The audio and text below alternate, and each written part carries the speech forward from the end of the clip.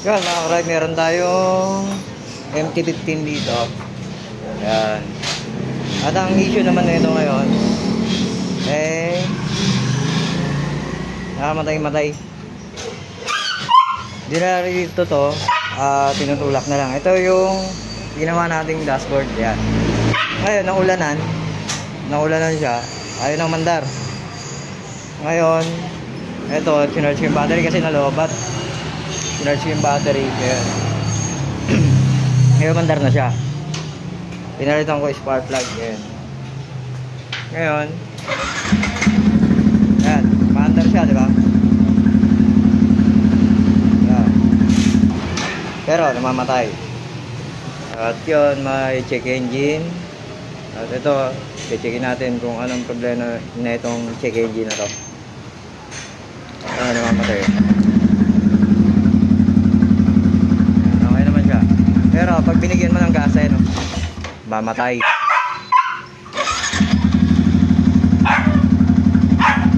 Uy! Ay ingay. Pero, nakapansin nyo, may lagitik. Yan natin kung saan yan. Dito, banda sa spark plug cap. Yan o. Diba? Pansin nyo yan. Once na lumagitik siya, tik tik tik, mamamatay. Ayan. Pansinin nyo. Yun. Diba? Yun, nakita nyo. Merong kislap dito sa may bandang spark plug cap. Doon. Ngayon, kailangan nating palitan ng spark plug cap to, mga ka-ride.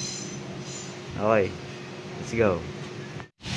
Ngayon, ito na siya, no, mga ka-ride, yung pinaka spark plug cap nya. Bago na yung spark plug, pero putol-putol yung kuryente, tumatalsik. Ngayon, ito, papalitan natin yung pinaka spark plug cap. Kasi nangyayari dyan, meron siyang capacitor dito o resistor kung tawagin. Pagka once na may problema na yon, ang mangyayari, hindi siya didiretso dito sa spark plug. Ang mangyayari, hahanap siya ng ground, tatalsik. Malamang sira na yung resistor nito, itong cap na to. Tsaka huwag kayong gagamit ng ordinaryong spark plug cap kasi may continuity ito, mga ka-ride, yung spark plug cap na to. Kaya kailangan original pa rin yung gagamitin natin. Okay, hanap tayo ng spark plug cap kasi wala akong stock dito sa shop, yung original. Okay, pwede nyo gamitin yung mga spark plug cap pag day carburetor, mga CDI type. Pero pag ECU type, wag. Kailangan original gamitin nyo. Okay, hanap muna ako. At yan, ito na nga yung project natin, mga ka-ride. At ito yung nakuha kong pyesa. Yan, parehas lang siya ng NMAX. Seaworth sana kukunin ko, kaso lang walang stock, kaya mas mura kasi ang Seaworth. Pero resistor type pa rin. Ito 20H237000. Yan, parehas sa parehas yan, mga ka-ride, pang NMAX. Yun, yun lang bibili nyo. Huwag kayong bibili ng mga replacement kasi walang mga resistor yun. Ayan, kabitan natin to. Then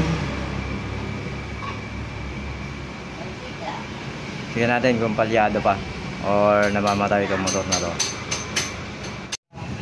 At yan, mga ka-ride, ito na. Check natin kung mamamatay pa to. Ayan.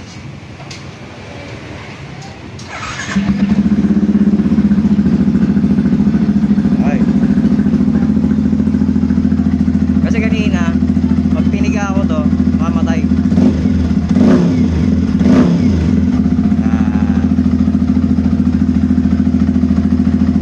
Tuloy-tuloy na siya. Kanina namamatay, mga ka-ride.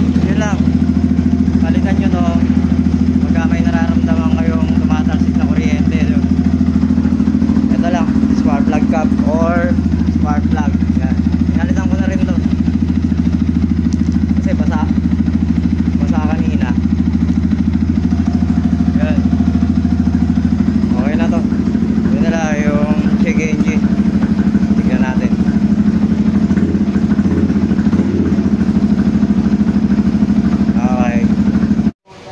yun, ito na mga ka-ride. Wala na yung check engine. Tapos start natin.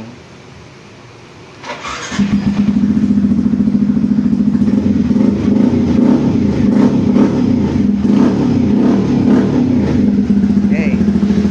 Okay na siya. Wala na rin yung check engine. Yan. On off natin. On. Yan. Kanina naka-steady yan. Pero ngayon okay na. Yan. Wala na siyang check engine. Okay. Hey.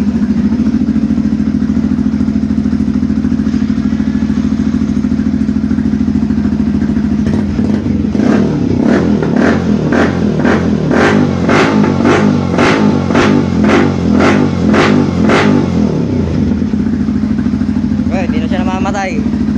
Kaya okay na tayo dito mga ka-ride. Okay na tayo dito sa MT-15 na project natin. Yan lang. Pinalitan ako yung spark plug and then yung spark plug top. Yan lang. Tapos in-erase ko yung check engine. Yan. Nalobat kasi kaya nagkaroon ng check engine. Yan.